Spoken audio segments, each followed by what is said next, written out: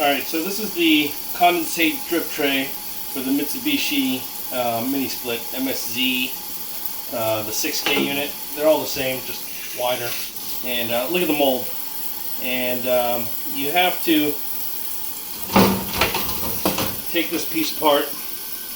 Alright, this piece rotates on this peg right here. So it goes like this, and then it clips into here. So what I did was just pry this up with a flathead screwdriver, and then twist the flathead, hold it, twist the flathead, and then popped it out.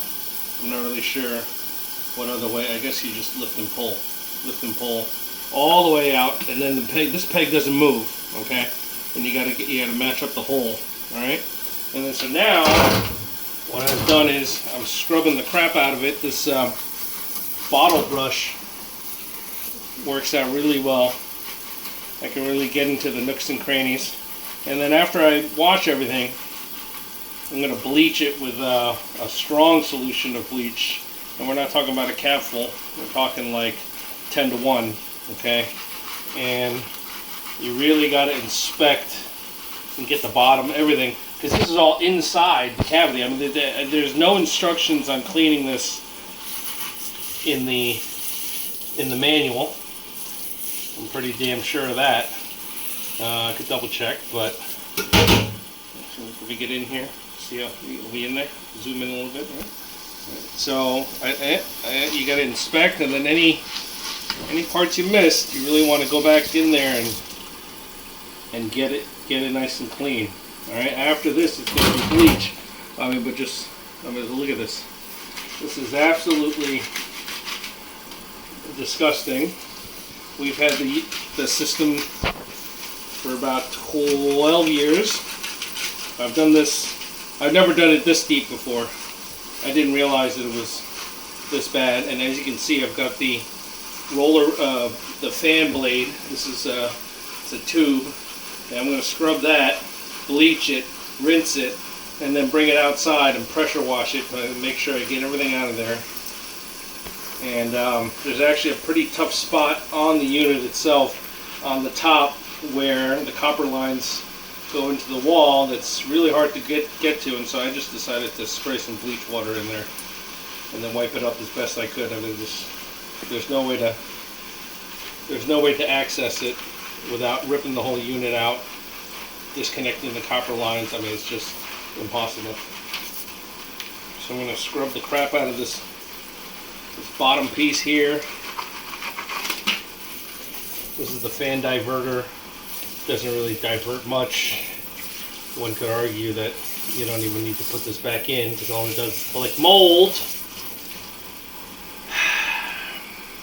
But yeah, I can see in the spot I missed.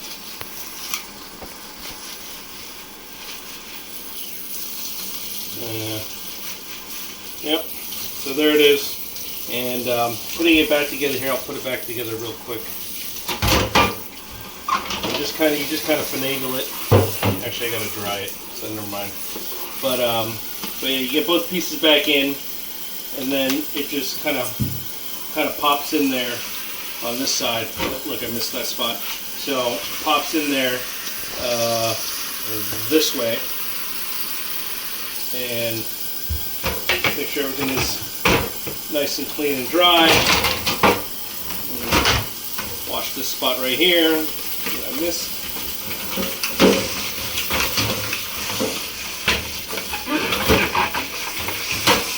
Oh, and you want to be careful of the motor here. This spins the fan, so I always keep that up and away. I bought some new Calgon evap, no rinse for the coils. Clean the coils, and then the evap fresh, no rinse. It's supposedly for this area, but you got to do a deep clean first. And then I also made sure to test out all the drains. A couple of them were indeed clogged. I got those sorted out with a CPAP brush. And a couple of spots over here. And there we have it. So I don't know why. I mean, this is just, look at this. This whole ridge here, the air blows right past these ridges, and all you get is you just get a massive amount of mold build up right here on these ridges. So I'm not really sure what the point was for making all those ridges.